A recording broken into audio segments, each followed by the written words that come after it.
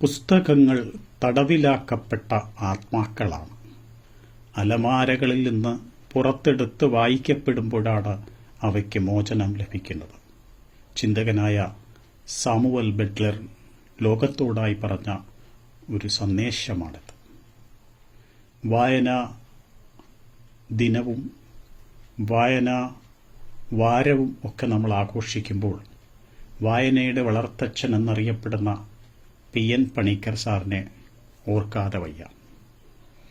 വായനയുടെ വിസ്മയ ലോകത്തേക്ക് മലയാളിയെ കൈപിടിച്ചുയർത്തിയ അക്ഷരമുത്തച്ഛനാണ് പി.എൻ. പണിക്കർ.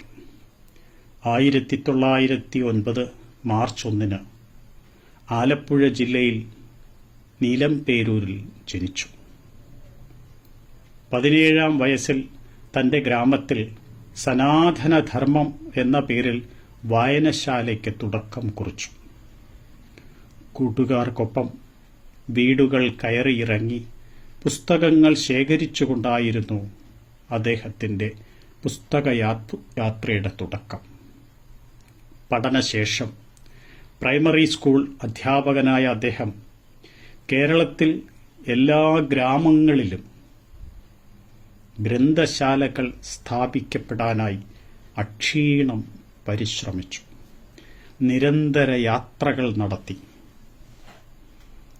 ഗ്രാമീണ സർവകലാശാലകൾ എന്നു വിളിക്കാവുന്ന 400-ലേറെ വായനശാലകൾ സ്ഥാപിക്കുന്നതിന് നേതൃത്വം നൽകി.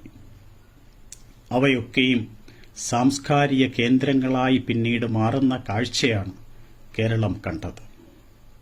1945 തിരുവിതാംകൂർ ഗ്രന്ഥശാലാ സംഘം രൂപീകരിച്ചു.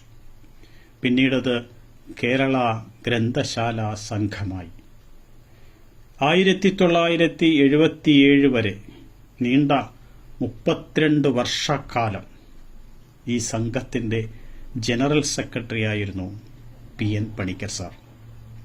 1970 20 സാക്ഷരതാ കേന്ദ്രങ്ങൾക്ക് പി.എൻ. പണിക്കർ തുടക്കമിട്ടു.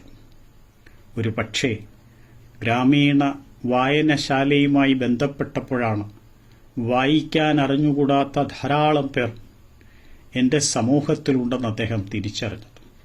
അതുകൊണ്ടുതന്നെ നമ്മുടെ സംസ്ഥാനത്ത് നിന്ന് നിരക്ഷരത തുടച്ചു നീക്കാൻ, എല്ലാവരെയും സാക്ഷരരാക്കാൻ 1977 കേരള അനൗപചാരിക വിദ്യാഭ്യാസ സമിതിക്ക് കാൻഫെഡിന് രൂപം നൽകുന്നതിൽ പ്രധാന പങ്കുവഹിച്ച വ്യക്തിയാണ് ശ്രീ പി.എൻ. പണിക്കർ സാർ.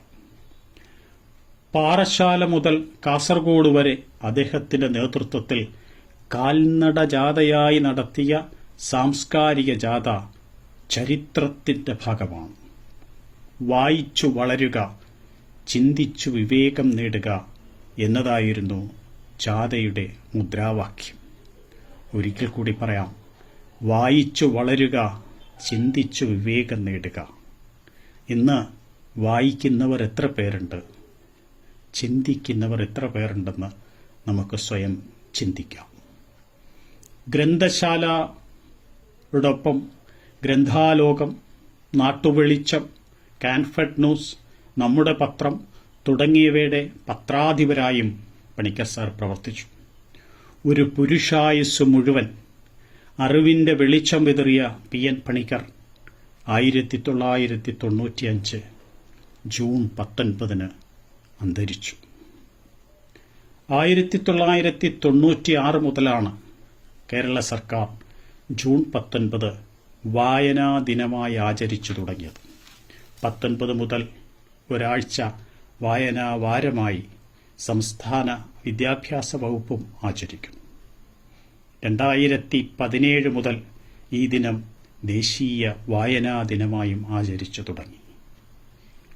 ജീവിതത്തിലെ ദുരിതങ്ങളിൽ നിന്നുള്ള മോചനമാണ് വായന പകരുന്നത്. ആരോഗ്യത്തെപ്പറ്റിയുള്ള പുസ്തകങ്ങൾ വായിക്കുന്നത് കരുതലോടെയാകണം. കാരണം ഒരു അച്ചടിപ്പിശക് മരണത്തിന് പോലും വഴിതെളിച്ചേക്കാം. മാർക്ക് ട്വൈൻ എന്ന ചിന്തകന്റെ അഭിപ്രായമാണ്. ചിന്തിക്കാൻ പ്രേരിപ്പിക്കുന്ന ഒരു ഉപാധിയാണ് വായന. എഡ്വേർഡ് ഗിബൺ ഇങ്ങനെ പറയുന്നു: വായന ഒരാളെ പൂർണ്ണനാക്കുന്നു, ഫ്രാൻസിസ് ബേക്കൺ. വായനയുടെ മാഹാത്മ്യമാണ് ഇത്രയും നേരം നമ്മളിവിടെ പങ്കിട്ടത്. ഇനി ചില ചോദ്യങ്ങൾ നിങ്ങളോട്, നിങ്ങളുടെ മനസ്സിനോട് നിങ്ങൾ തന്നെ ചോദിക്കുക. ഈ പറയുന്നത് ശ്രദ്ധിച്ചു കേൾക്കാൻ ആവതും ശ്രമിക്കുക. നിത്യവും പത്രം വായിക്കാറുണ്ടോ? ഇപ്പോൾ ഒരു ഉത്തരം നിങ്ങളുടെ മനസ്സ് നിങ്ങളോട് പറഞ്ഞു കാണും, യെസ് ഓർ നോ. നിങ്ങളുടെ വായന മറ്റാരുടെയും പ്രേരണയില്ലാതെയാണ്, അധ്യാപകന്റെ, രക്ഷകർത്താക്കളുടെ അല്ലെങ്കിൽ മറ്റൊരാളുടെ പ്രേരണയില്ലാതെയാണോ ഞാൻ വായിക്കുന്നത്? വായിക്കുന്നത് കുറിച്ചു വയ്ക്കാറുണ്ടോ? മനസ്സിൽ നിങ്ങൾ തന്നെ ഉത്തരം എഴുതുക, യെസ് ഓർ നോ. ആസ്വദിച്ച് വായിച്ച പുസ്തകമേതാണ്? 13, 14, 15 വയസ്സുള്ള കുട്ടികളാണ് നിങ്ങൾ. ഈ 15 വയസ്സിനിടയ്ക്ക്, 14 വയസ്സിനിടയ്ക്ക്, 13 വയസ്സിനിടയ്ക്ക് നിങ്ങൾ ആസ്വദിച്ച് വായിച്ച ഒരു പുസ്തകത്തെക്കുറിച്ച് പറയാൻ കഴിയുന്നുണ്ടോ എന്ന് സ്വയം മനസ്സിനോട് ചോദിക്കുക. 17ാമത്തെ വയസ്സിൽ ഗ്രാമീണ ഗ്രന്ഥശാലയുടെ പ്രവർത്തനവുമായി ഇറങ്ങിത്തിരിച്ച PN പണിക്കരെ നമ്മളിപ്പോൾ കണ്ടതേയുള്ളൂ. പാഠപുസ്തകങ്ങൾ നിത്യവും വായിക്കാറുണ്ടോ? നിങ്ങളുടെ മലയാളമാകട്ടെ, ഹിന്ദിയാകട്ടെ, ഇംഗ്ലീഷാകട്ടെ, അതിലൊക്കെ ധാരാളം കഥകളും കവിതകളും സംവാദങ്ങളും ചർച്ചകളുമൊക്കെയുള്ള പാഠഭാഗങ്ങളുണ്ട്. നിങ്ങളിത് വായിക്കാറുണ്ടോ? വായനയിൽ പ്രേരിതനായി എഴുതാൻ തോന്നിയിട്ടുണ്ടോ? ധാരാളം വായിച്ചത് നമുക്ക് എഴുതാൻ തോന്നും. അങ്ങനെ എന്തെങ്കിലും എഴുതാൻ ശ്രമിച്ചിട്ടുണ്ടോ? ഡയറി, കത്ത്, സഞ്ചാര വിവരണം ഇവയൊക്കെ തെരഞ്ഞെടുത്ത് വായിക്കാറുണ്ടോ? മഹാന്മാരുടെ ജീവചരിത്രങ്ങൾ വായിച്ചിട്ടുണ്ടോ? വളരെ ശ്രദ്ധയോടെ എല്ലാവരും കേൾക്കേണ്ട ഒരു പോയിന്റാണ്. നാം എല്ലാവരും മഹത്തുക്കളുടെ ജീവചരിത്രങ്ങൾ വായിക്കണം. അതിൽ നിന്ന് ഒരുപാട് മൂല്യങ്ങളും പാഠങ്ങളും നമുക്ക് ഉൾക്കൊള്ളാൻ കഴിയും. അവരവരുടെ മതഗ്രന്ഥങ്ങളെങ്കിലും വായിക്കാൻ ശ്രമിച്ചിട്ടുണ്ടോ? അവരവരുടെ മതഗ്രന്ഥങ്ങളെങ്കിലും വായിക്കാൻ ശ്രമിച്ചിട്ടുണ്ടോ? വായിച്ചത് മറ്റൊരാളോട് പറയാൻ കഴിഞ്ഞിട്ടുണ്ടോ?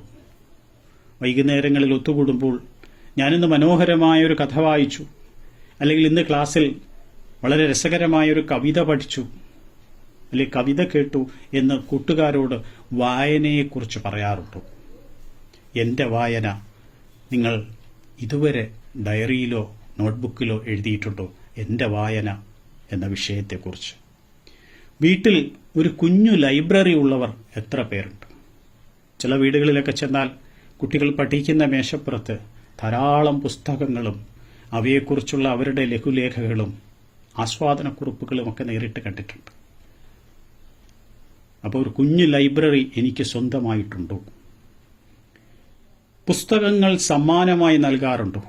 നിങ്ങൾ സ്കൂളുകളിൽ നിങ്ങളുടെ ബർത്ത്ഡേയുമായി ബന്ധപ്പെട്ട് ചോക്ലേറ്റ്സുമായിട്ട് വരാതെ കുഞ്ഞു പുസ്തകങ്ങളുമായിട്ട് വരിക, അത് ലൈബ്രറിക്ക് സംഭാവന ചെയ്യുക. ധാരാളം കുട്ടികൾ അതിലെ മൂല്യങ്ങളിലൂടെ കടന്നു പോകാൻ ഒരു അവസരം കിട്ടും.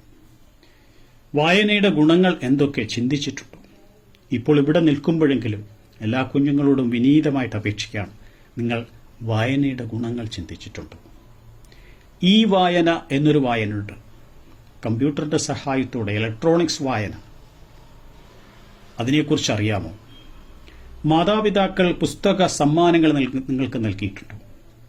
മാതാപിതാക്കൾ ബർത്ത്ഡേക്ക് പുതിയ ഉടുപ്പെടുത്തുകൊണ്ട് വരുമ്പോൾ അവരോട് പറയണം, എനിക്ക് ഉടുപ്പല്ല വേണ്ടത്, എനിക്കൊരു പുസ്തകം വേണം അമ്മേ എന്ന് പറയാൻ, അല്ലെങ്കിൽ അച്ഛനോട് പറയാൻ നമുക്ക് കഴിഞ്ഞിട്ടുണ്ടോ? സ്കൂളിലെയും നമ്മുടെ ഗ്രാമത്തിലെയും ലൈബ്രറികൾ ഫലപ്രദമായി ഉപയോഗിക്കാൻ നമുക്ക് കഴിഞ്ഞിട്ടുണ്ടോ? നിങ്ങൾക്കൊക്കെ ധാരാളം ഫ്രീ പീരീഡ് കിട്ടും. ആ ഫ്രീ പീരീഡ് ലൈബ്രറിയിൽ വന്നിരുന്ന് വായിക്കാൻ താല്പര്യമുള്ള എത്ര പേരുണ്ട്? 12:45 നമ്മുടെ സ്കൂൾ വിടുമ്പോൾ 15 മിനിറ്റ് കൊണ്ട് ആഹാരം കഴിച്ചാൽ ബാക്കി 15 മിനിറ്റ് സ്കൂൾ ലൈബ്രറിയിൽ കയറിയിരുന്ന് ധാരാളം സമാന്തര മാസികകൾ അവിടെ ഉണ്ട്. ഇന്ന് വായിക്കാൻ എത്ര പേർ ശ്രമിക്കാറുണ്ട്? വായിച്ച ഏതെങ്കിലും പുസ്തകത്തെക്കുറിച്ച് 5 മിനിറ്റ് പറയാമോ? 10ാം ക്ലാസ്സിലെ കുട്ടികളോട് ചോദിക്കുകയാണ്, ഈ 15 വയസ്സിനിടയ്ക്ക് നിങ്ങൾ വായിച്ച ഒരു പുസ്തകത്തെക്കുറിച്ച് 5 മിനിറ്റ് പറയാൻ നിങ്ങൾക്ക് കഴിയുമോ? ഇപ്പോൾ പലരും ചിന്തിക്കുന്നുണ്ടായും 15 വർഷം, ആദ്യത്തെ 5 വർഷം നമുക്ക് കളയാം, 10 വർഷം ഞാൻ പഠിച്ചിട്ട് ഏതെങ്കിലും ഒരു പുസ്തകത്തെക്കുറിച്ച് 5 മിനിറ്റ് പറയാൻ എനിക്കായില്ലെങ്കിൽ എൻ്റെ ബാല്യകാല വിദ്യാഭ്യാസം കൊണ്ട് ഞാൻ എന്ത് നേടി? വായന അറിവും അനുഭവവും ആനന്ദവും പകരുന്ന ഒരു പ്രക്രിയയാണെന്ന് നിങ്ങൾക്കറിയാമോ? അറിവും അനുഭവവും ആനന്ദവും ലഭിക്കുന്ന പ്രക്രിയ. പിന്നെ എന്താണ് നാം വായനയെ ശ്രദ്ധിക്കാതെ ജീവിക്കുന്നത്? അതിന്റെ കാരണങ്ങൾ നാം സ്വയം കണ്ടെത്തണം. അതുകൊണ്ട് നമുക്ക് മാറാം. അതിനെന്താണ് ചെയ്യേണ്ടത്? ഇന്നു മുതൽ എല്ലാ ദിവസവും കുറച്ചു സമയം ഞാൻ വായിക്കും. വായിച്ചത് കുറിച്ചു വയ്ക്കും. വായനാനുഭവങ്ങൾ കൂട്ടുകാരോട് പങ്കുവയ്ക്കും. മറ്റുള്ളവരെ എന്നാൽ കഴിയും വിധം വായനയ്ക്ക് പ്രേരിപ്പിക്കും. വായനാശാലകൾ ഫലപ്രദമായി ഉപയോഗിക്കും. വീട്ടിൽ എന്റെ ലൈബ്രറി ഉണ്ടാക്കും. പത്രവായന ശീലമാക്കും. വായിച്ചു വളരാൻ ഞാൻ ആത്മാർത്ഥമായി ശ്രമിക്കുമെന്ന് പ്രതിജ്ഞ ചെയ്യുന്നു. ഇന്നു മുതൽ ഞാൻ എനിക്കു വേണ്ടി വായിക്കും. ഞാൻ അധ്യാപകർക്ക് വേണ്ടി വായിക്കും. തെറ്റ്. ഞാൻ രക്ഷകർത്താക്കൾക്ക് വേണ്ടി വായിക്കും. തെറ്റ്. ഞാൻ സമൂഹത്തിനു വേണ്ടി വായിക്കും. തെറ്റ്.